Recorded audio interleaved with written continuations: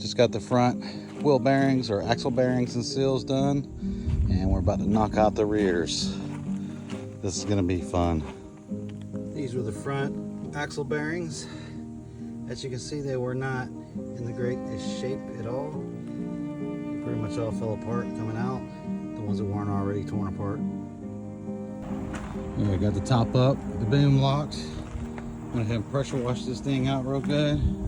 All the mud, man, this thing was nasty.